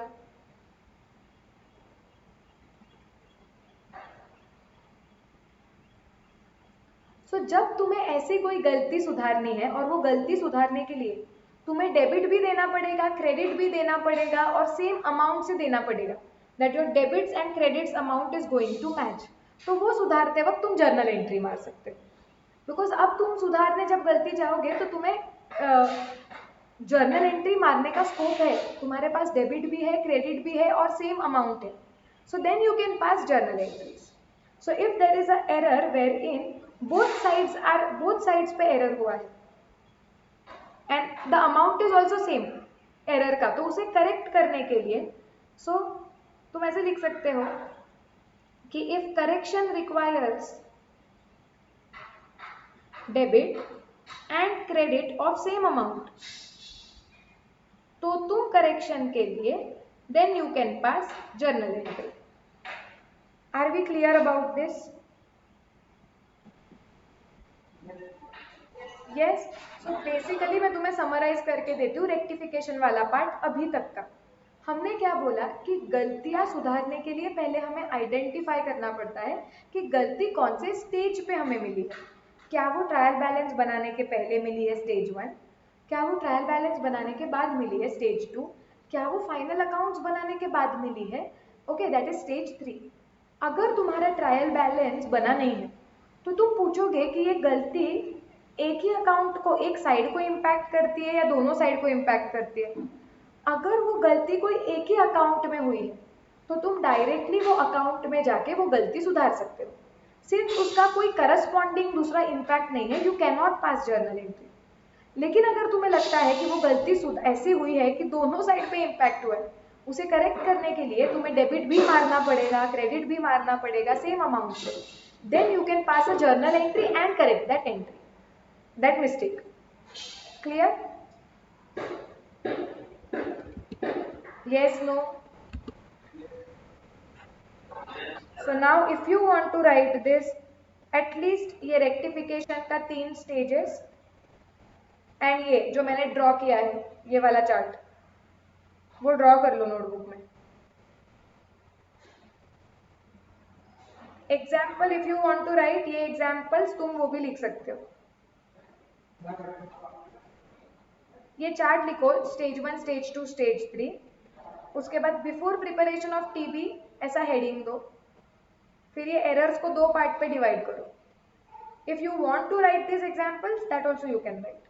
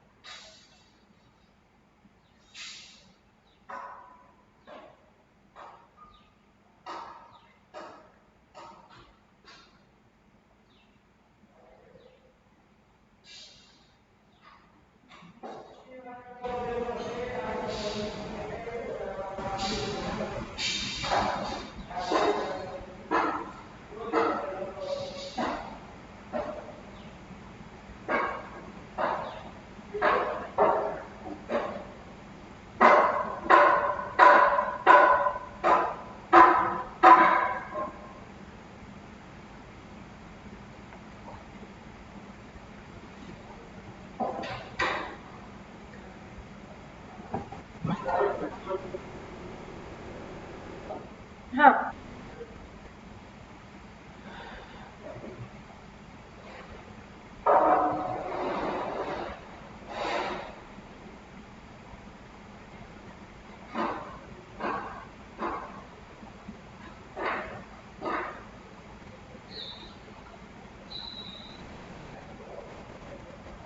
बाकी सब पता हो गया।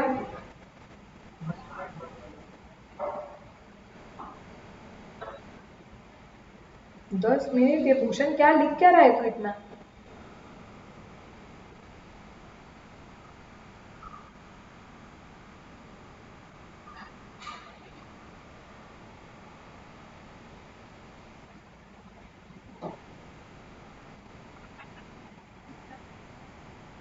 हाँ,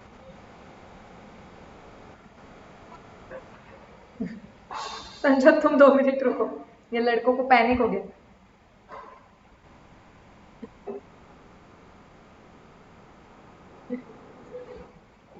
भूषण, ओ मैम।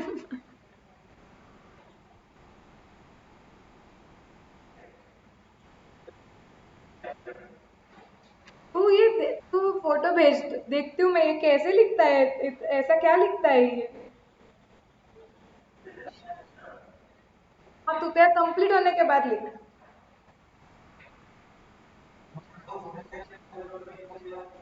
हाँ।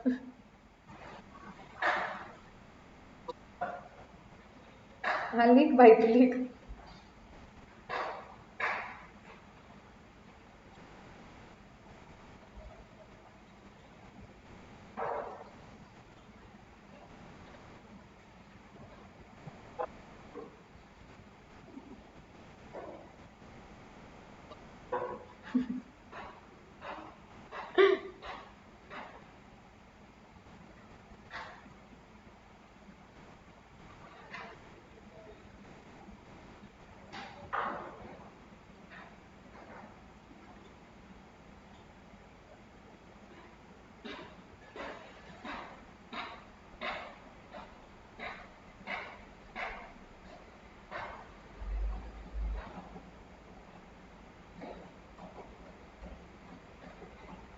चलो भूषण, आई होप हो गया है अभी।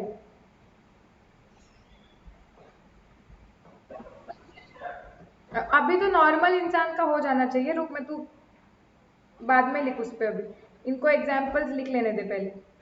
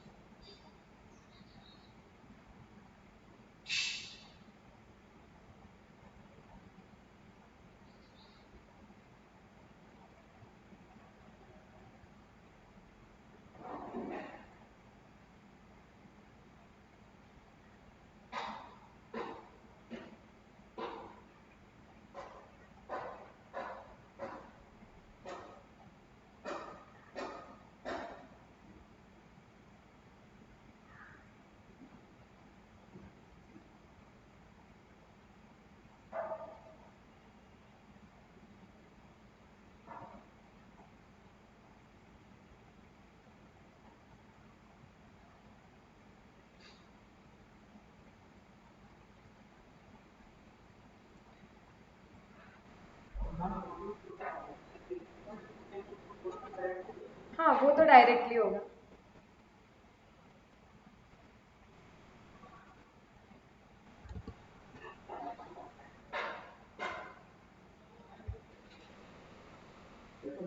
यस चलो, तो अब हम थोड़े इलस्ट्रेशंस करते हैं स्टेज 1 के, फिर तुम्हें और अच्छी तरीके से समझेगा कि ये होता कैसे है। आ जाओ। यस, आ जाओ इलस्ट्रेशन 1 पे। देखो उसके पहले हेडिंग है before preparation of trial balance. इसलिए मुझे पूछना मत कि मैम क्वेश्चन में आपको कैसे समझा स्टेज 1, क्योंकि वो हेडिंग के नीचे के इलस्ट्रेशन है। एग्जाम में तुम्हें क्वेश्चन में पढ़ना पड़ेगा कि कौन सा स्टेज है पहले।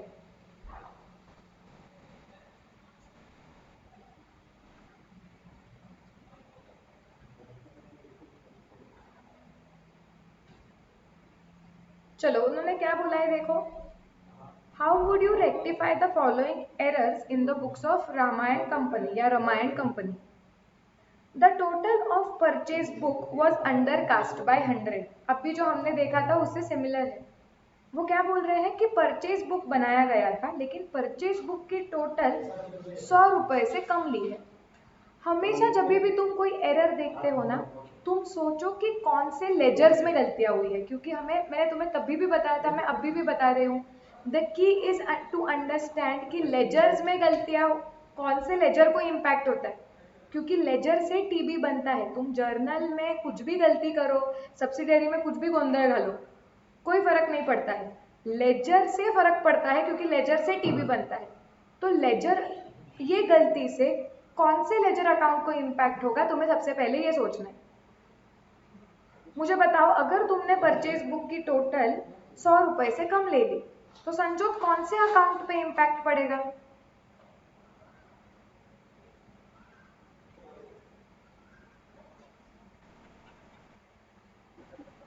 परचेज अकाउंट पे। इसके लिए मैंने तुम्हें बोला था कि सब्सिडरी बुक से लेजर पोस्टिंग कैसे होता है वो तुम्हें समझना चाहिए।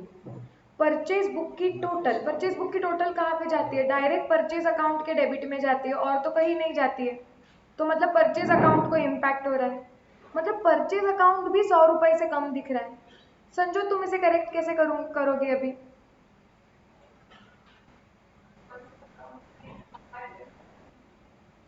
परचेज अकाउंट में बाय अंडर कास्टिंग लिखोगी, मतलब तुम परचेज अकाउंट के क्रेडिट साइड पे लिखोगी।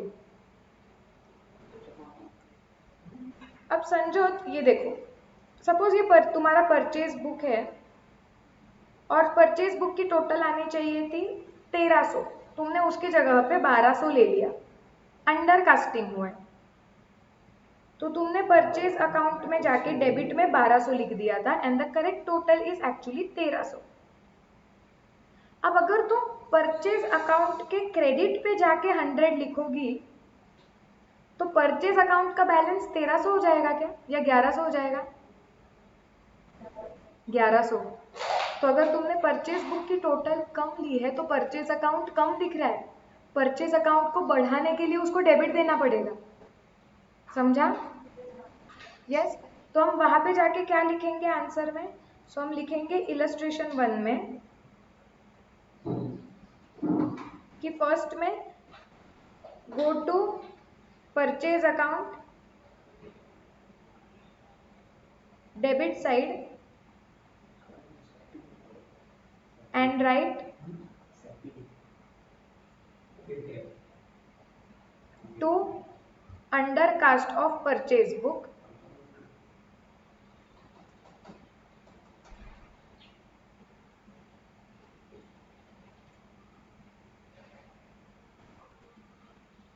₹100। हाँ, क्योंकि क्या, वरना कैसे बताएंगे ना, यही तो बताना पड़ेगा कि वो अकाउंट के डेबिट साइड पे जाके ये लिखो।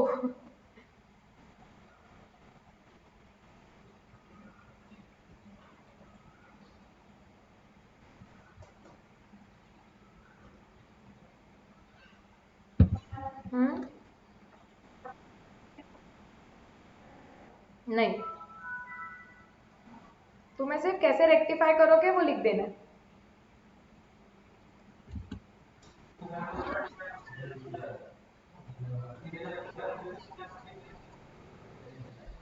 क्या?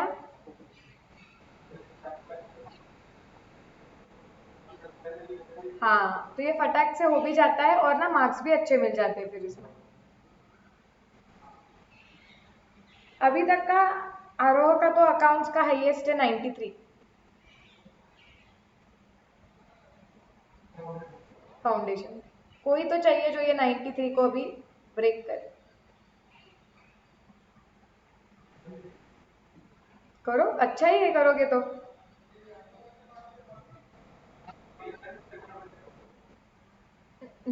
11 का, हाँ तूने थोड़ा सा 12वीं तो तू नहीं, 12वीं हो ही नहीं है ना तेरी अभी तक। अभी तू बेचारा, तो अभी क्या करेंगे। चलो, इलस्ट्रेशन वन का पहला वाला पार्ट सबको क्लियर है, समझ गया? यस, चलो let's go ahead. The return inward book has been undercast by rupees 50. Okay. Karen, tell me how will you correct this?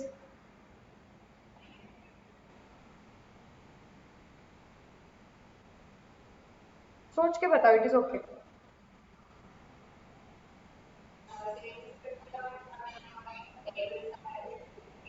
Correct.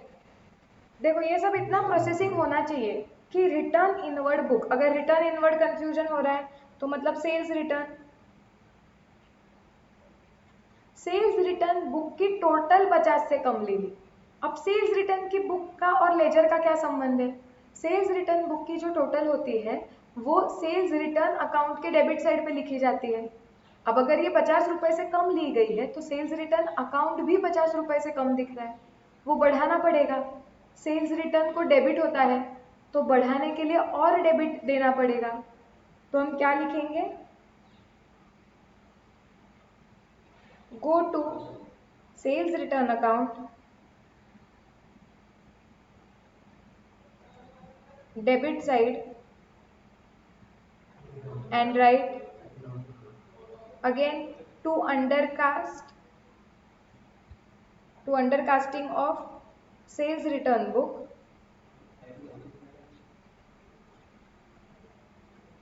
amount rupees 50.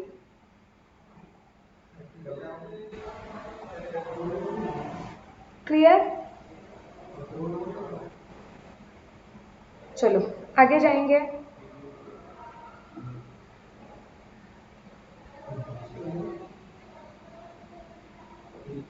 ये पेंडिंग रखो, ये डेप्रिसिएशन का है ना, रहने दो अभी। जब तुम डेप्रिसिएशन का चैप्टर कर दोगे, रिवीजन के वक्त वापस से यहाँ पे आओगे तो तुम्हें आ जाएगा। नेक्स्ट देखो, a payment of ₹75 for salaries to Mohan has been posted twice to salary account. Bhushan सोच के बताओ इसको करेक्ट कैसे करोगे?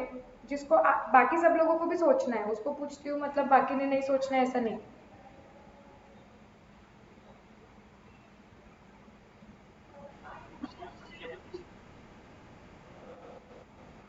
हाँ, यू हैव टू थिंक कि गलती कौन से लेजर में हुई है, क्योंकि लेजर में जो गलतियां हुई है वो ट्रायल बैलेंस को इम्पैक्ट करती है।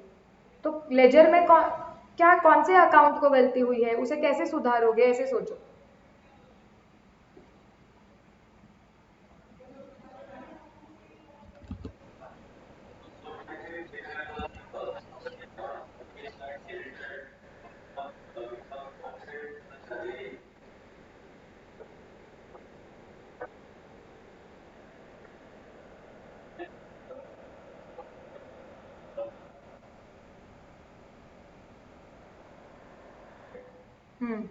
Now how will you correct this then?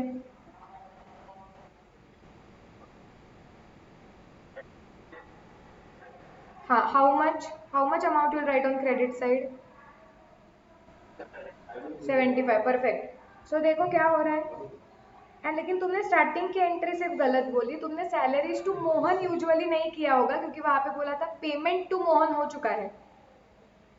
देखो वहां पे क्या लिखा था, a payment of ₹75 for salaries. So I am assuming कि पे हो चुका है तो एंट्री आएगी salaries account debit to cash.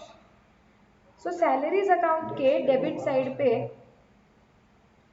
तुमने to cash you have written is it twice 75 75, जबकि वो आना चाहिए था सिर्फ एक बार। Correct. So now what I have to do is, मुझे एक डेबिट जो ज्यादा हो गया है वो कैंसिल करना पड़ेगा। Now credit,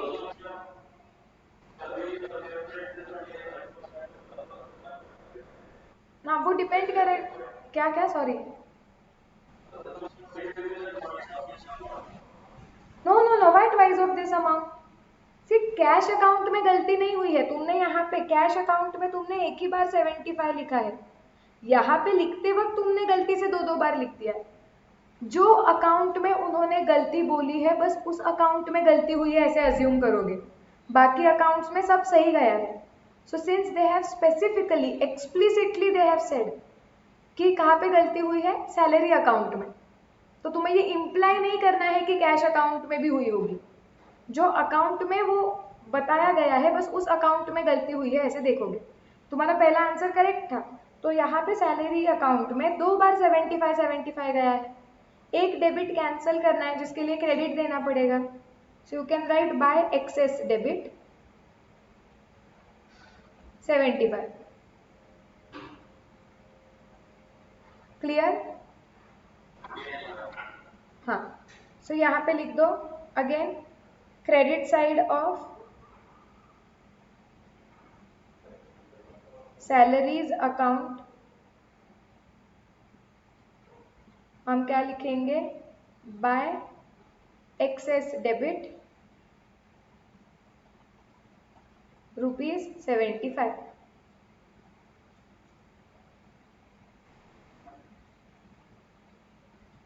clear?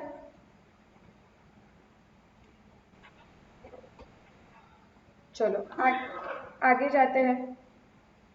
The total of bills receivable book ₹1500 has been posted to the credit of bills receivable account. Okay. हाँ, किसी को भी नहीं आ रहा है क्या? हाँ भूषण, तो फिर शायद से तुम्हारे उधर नेटवर्क इशू है। तुम्हें चाहिए तो मैं 1 मिनट रुकती हूँ, एग्जिट करके वापस ज्वाइन करके एक बार देखो। हाँ।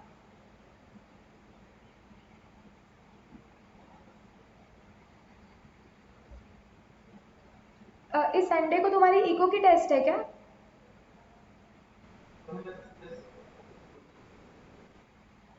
अच्छा। हाँ आज मैथ्स और लॉ है, वही रेगुलर टाइमिंग्स। हाँ मतलब अभी स्विच कर दिया है ना, तो इको तुम्हारा 7:30 को होगा, तो मैथ्स और लॉ सर 4 o'clock से स्टार्ट करेंगे फिर।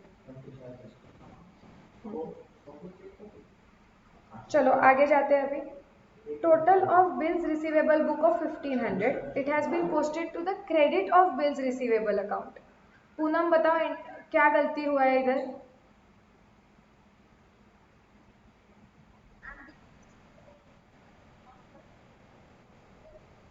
तो बिल्स रिसीवेबल अकाउंट के कहाँ पे लिखना चाहिए, डेबिट में लिखना होता है क्या या क्रेडिट में ही लिखना होता है? क्रेडिट में ही लिखना होता है। मैंने तुम्हें बताया है कि बिल्स रिसीवेबल्स की एंट्री कैसे आती है, एक बार याद करो। ओके लॉजिक लगाओ। अगर मैंने आयुष को गुड्स सेल किए हैं तो पूनम एंट्री क्या आएगी, क्रेडिट पे।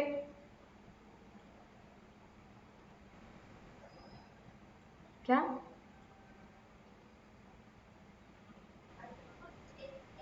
हाँ उधारी पे, क्रेडिट पे, तो हम एंट्री क्या मारेंगे, एंट्री एंट्री जर्नल एंट्री पूरी।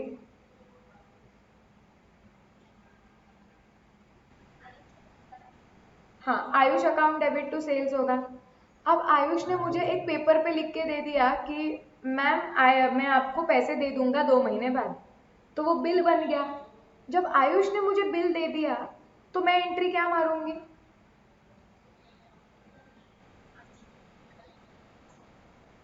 अच्छा, Ayush account debit to bill receivable account, मतलब मैं बोल रही हूँ कि आयुष वापस डेटर बन गया, डेबिट द डेटर, मतलब आयुष से और पैसा आना है क्या? नहीं ना, मैं ऐसे बोलूंगी कि आयुष के अकाउंट को कैंसिल कर दो। क्यों? क्योंकि उसने मुझे एक डॉक्यूमेंट दिया है और मुझे अभी ये डॉक्यूमेंट के तहत पैसे आने हैं। राइट, एंट्री ऐसे होगी, आयुष इज द गिवर, इसलिए आयुष को क्रेडिट होगा। और जब मुझे बिल मिलेगा तो मेरी एंट्री आएगी कि अब मुझे इस बिल के द्वारा पैसों का मिलने का अधिकार है। So this is asset, debit what comes in. So bills receivable account debit to customer, ये एंट्री होती है। ये सबको क्लियर है? Yes, no? यस। सो जब तुम्हें बिल्स रिसीवेबल बुक बनाते हो, तुम्हें जितने बिल मिले हैं ना, तो वो लिखते हो वहां पे कि कौन से कस्टमर से बिल मिले और कितने बिल्स आए। So total of whatever you have received as bill, it should be debited to bills receivable account. Correct, लेकिन उन्होंने बिल्स रिसीवेबल के क्रेडिट पे 1500 लिख दिया है डेबिट की जगह पे। तो पूनम, अब तुम इसे कैसे करेक्ट करोगे?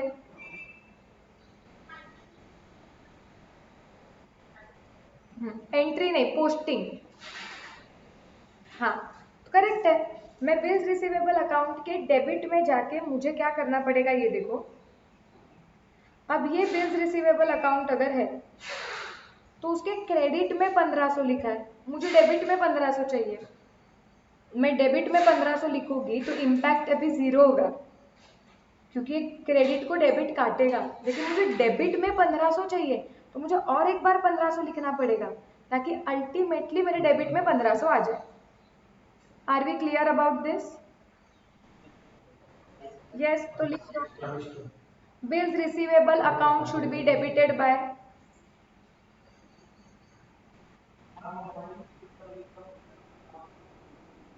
नॉट नेसेसरी, तुम वैसे लिख सकते हो भी। कुछ कुछ पेपर्स में ऐसे आंसर प्रेजेंट किए गए थे, इसलिए मैंने ऐसे बताया।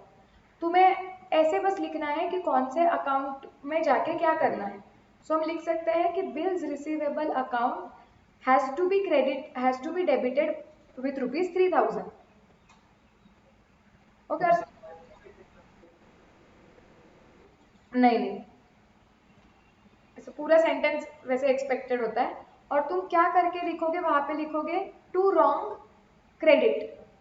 उसके वजह से आया हुआ है वो, पता भी तो चलना चाहिए कहाँ से आया हुआ है। तुम्हें चाहिए तो ऐसा लिखो, पूरा लिखोगे तो भी चलेगा। जैसे हम लिखते थे कि go to bills receivable account debit side, write to excess नहीं, टू रॉन्ग क्रेडिट 3000।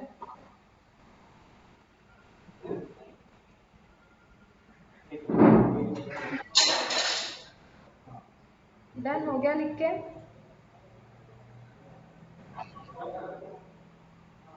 आगे जाते हैं। An amount of ₹151 for a credit sale to Hari, although correctly entered in the sales book, has been posted as ₹115।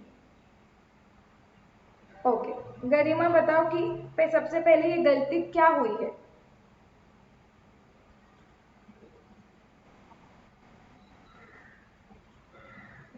गरिमा थोड़ा सा तेज बोलोगे, मुझे आवाज नहीं आ रहा है।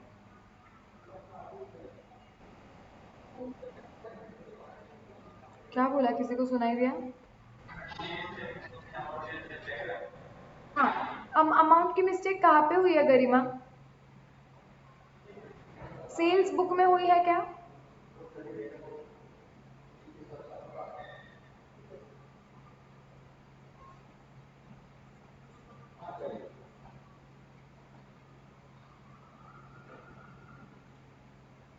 शायद से मैं उसका आवाज नहीं आता। नहीं, हाँ सॉरी, वापस बताओ।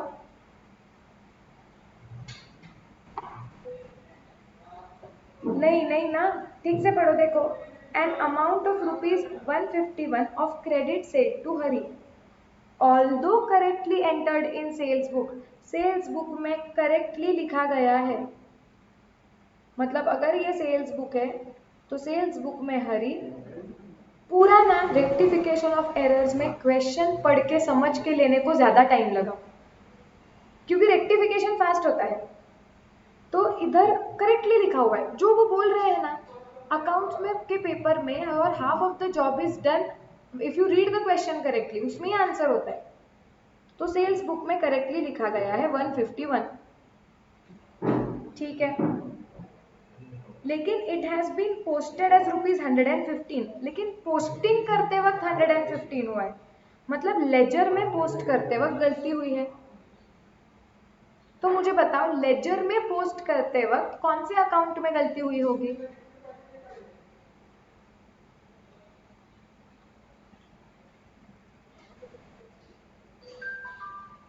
सेल्स अकाउंट में गलती हुई होगी।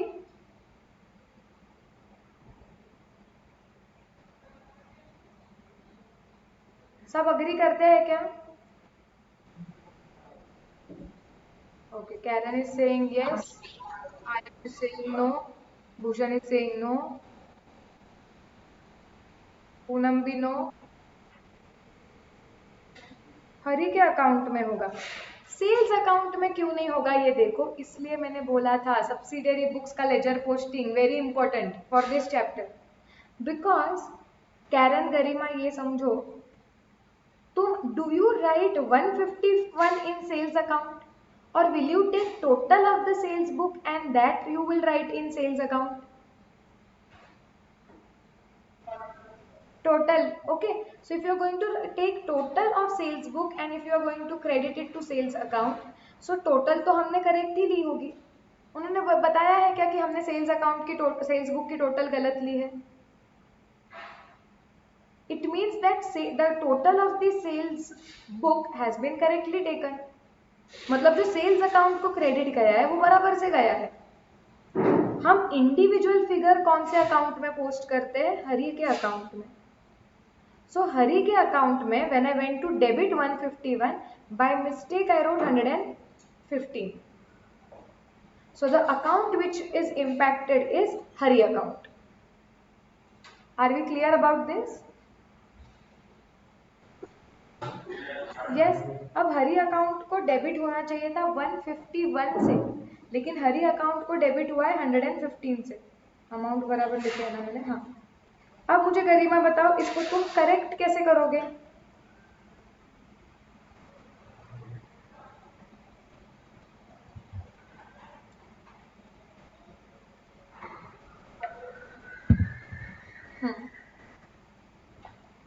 डेबिट में अभी एक्स्ट्रा अमाउंट डालनी पड़ेगी, इसको 151 बनाना पड़ेगा।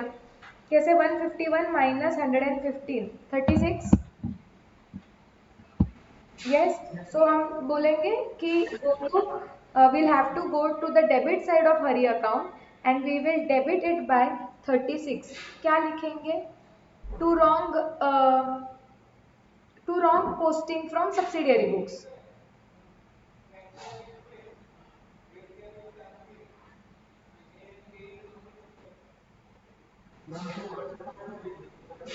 एक्चुअली अंडर कास्ट नहीं हुआ है ना, टोटलिंग एरर नहीं है आयुष, पोस्टिंग एरर है। हाँ, तो ये लिखेंगे कि to wrong posting from subsidiary books और to wrong posting from sales book.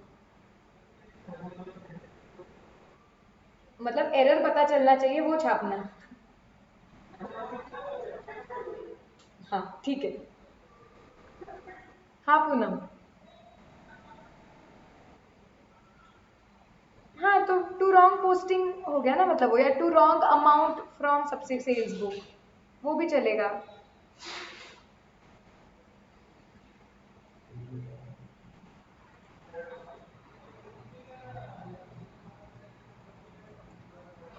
सबको पक्का क्लियर है? जाऊं मैं आगे? यस, चलो let's go ahead. Discount allowed to Satish ₹25 has not been entered in the discount column of the cash book. The amount has been posted correctly to the credit of his personal account। Sanjyot वापस से पढ़ो और मुझे explain करो कि ये गलती क्या हुई है।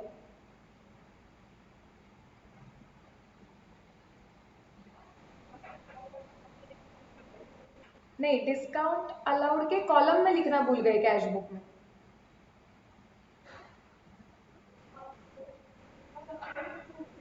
करेक्ट। अगर तुमने कैश बुक के triple column cash book imagine करो, अगर तुमने डिस्काउंट के कॉलम में कोई फिगर ही नहीं लिखी है तो क्या वो टोटल में आएगी क्या डिस्काउंट कॉलम के? नहीं, और डिस्काउंट कॉलम का टोटल जाता है डिस्काउंट अलाउड अकाउंट को, तो मतलब ये अमाउंट डिस्काउंट अलाउड अकाउंट को गई ही नहीं है, लेकिन पर्सनल अकाउंट को गई है। ये क्यों बताया उन्होंने? रुको मैं तुम्हें एक एग्जांपल बताती हूँ अभी, थोड़ा और समझेगा ये। फोकस हाई रखो बस यहाँ पे।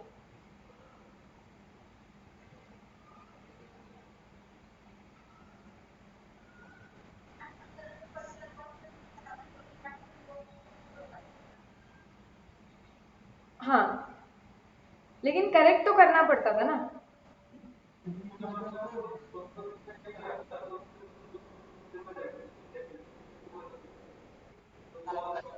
बताती हूँ मैं क्या होता था। ये देखो, सपोज हमें सतीश से 100 रुपीज आने थे, उसने हमें 75 दिए और 25 का हमने उसे डिस्काउंट दिया, रैंडम फिगर्स। तो एंट्री क्या आ जाएगी मेरी? मेरी एंट्री आ जाएगी, मैंने यहाँ पे लिखना चाहिए कैश बुक का कैश कॉलम, कैश बुक का डिस्काउंट कॉलम और कैश कॉलम। मेरी एंट्री क्या आ जाएगी? Cash account debit 75, discount account debit 25, to Satish account 100, ऐसे आना चाहिए। कैश बुक में मैंने ऐसा लिखना चाहिए, यस और नो? Yes. Now suppose I do not write this 25, अब क्या होगा? देखो मैंने तुम्हें बताया हुआ है कि सब्सिडियरी बुक से लेजर पोस्टिंग होता है। अब लेजर पोस्टिंग यहां से कैसे होगा? डिस्काउंट कॉलम की टोटल लेके डिस्काउंट अलाउड में डालना पड़ेगा। सो डिस्काउंट अलाउड अकाउंट में तो जीरो ही जाएगा, जीरो है क्योंकि कुछ जाएगा ही नहीं मतलब उधर। और मुझे कैश बुक से सारे सेकेंड इफेक्ट देने पड़ते हैं, तो मैं सतीश अकाउंट में जाऊंगी। सतीश अकाउंट में ओपनिंग बैलेंस दिख रहा था, टू बैलेंस ब्रॉट डाउन 100, और मैं सतीश अकाउंट में क्या जाके लिखूंगी? अच्छा, कैश बुक से लेजर पोस्टिंग करना है तो मैं वहां पे जाके लिखूंगी by cash 75। Yes. So ideally अगर तुम कैश बुक के डिस्काउंट कॉलम में कुछ नहीं लिखते हो तो डिस्काउंट अलाउड अकाउंट को डेबिट नहीं जाता है, और सामने वाले बंदे मतलब जिसको हमने डिस्काउंट दिया है उसके अकाउंट को क्रेडिट भी नहीं जाता है। तो इस सिचुएशन में अगर मुझे एंट्री करेक्ट करनी होती तो मैं एंट्री मारती थी डिस्काउंट, या ये गलती करेक्ट करनी होती थी तो मैं बोलती थी डिस्काउंट अलाउड अकाउंट डेबिट 25 डालो, टू सतीश को भी 25 दो, उसको भी क्रेडिट नहीं गया है, to Satish account 25। Are we clear about this now? However question में क्लियर बोला गया है that the amount has been posted correctly to the credit of personal account, मतलब पर्सनल अकाउंट के क्रेडिट को बराबर से अमाउंट गया है, मतलब यहाँ पे बाय डिस्काउंट 25 बराबर से आ चुका है। तो हाँ, पोस्टिंग बराबर हो ही नहीं सकता है, वो कैसे आया वी डोंट नो, अभी उन्होंने बताया हुआ है।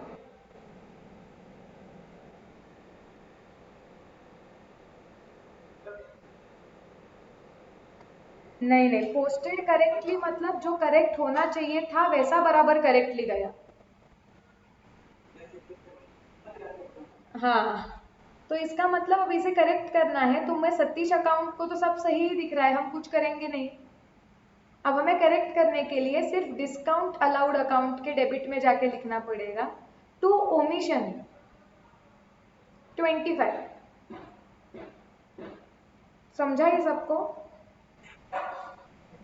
यस। और वहां पे नीचे नोट लिख दो ये लिखने के बाद।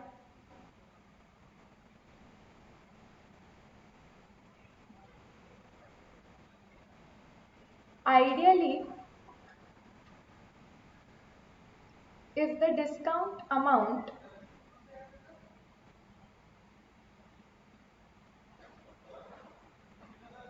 is not written in discount column,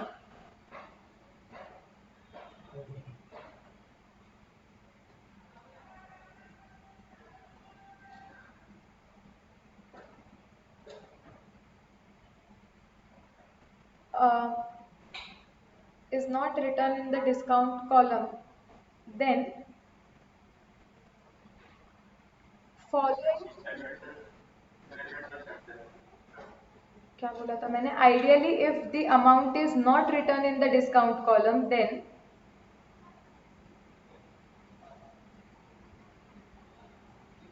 following accounts get impacted.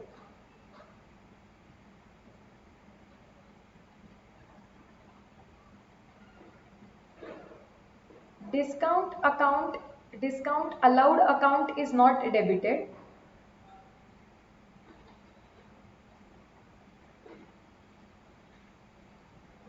And Satish's account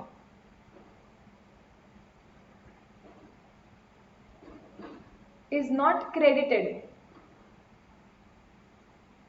with ₹25. ये तुम्हें क्लियर होना चाहिए कि कौन से अकाउंट को इम्पैक्ट होता है. However, since they have given in the question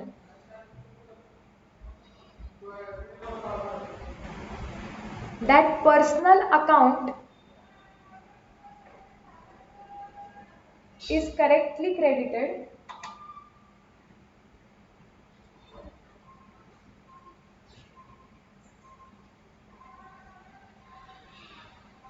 only discount account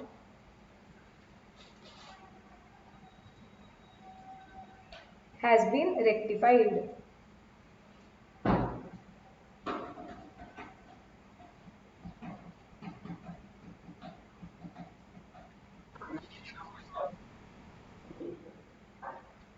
मुझे नहीं पता मैंने क्या बोला, कोई सेंटेंस पढ़ो.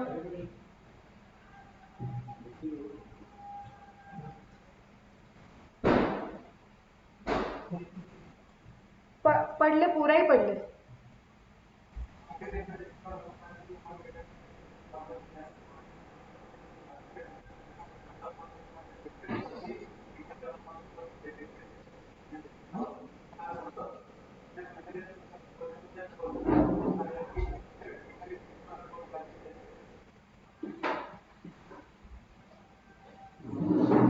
मैं फास्ट बोला, भूषण समझा क्या रे तुझको? हाँ,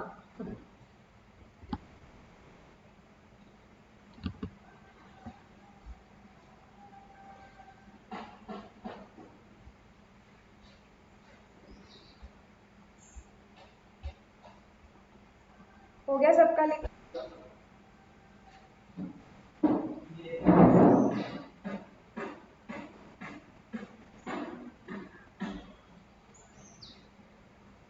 इलस्ट्रेशन 2 भी कर लेना है क्या अभी?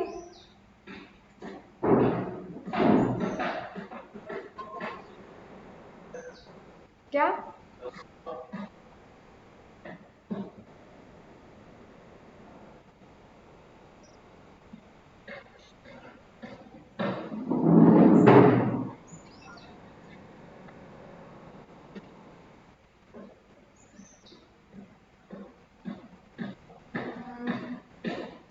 नहीं, एक काम करो, मेरे साथ ही सॉल्व करो कल ये, फिर मैं होमवर्क के लिए कल क्वेश्चन बैंक के जो क्वेश्चंस है वो दे दूंगी, ठीक है?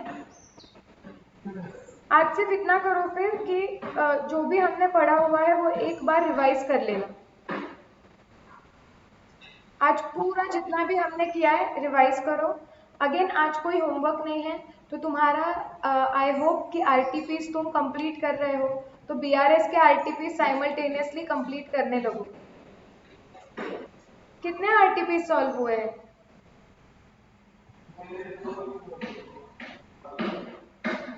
गरिमा आरटीपी सॉल्व करना. अच्छा, बीआरएस का भी चालू कर दो अभी. गरिमा आरटीपी सॉल्व करना स्टार्ट किया है? बाकी सबने, संजोत, भूषण, कैरन, पूनम.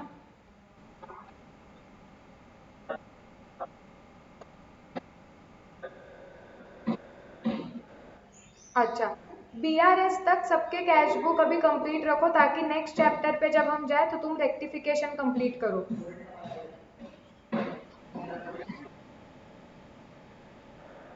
VRS तक कंप्लीट, VRS तक कंप्लीट करो ताकि आगे जब जाएंगे नेक्स्ट चैप्टर पे तो रेक्टिफिकेशन तक कंप्लीट कर पाओगे, ऐसे बोल रही हूँ मैं। ठीक है, एक चैप्टर का ही बैकलॉग रहना चाहिए। ओके, चलो दिस इज डन। और कुछ करने तो बोलना नहीं है, कल आगे अभी करेंगे। Let's stop for today.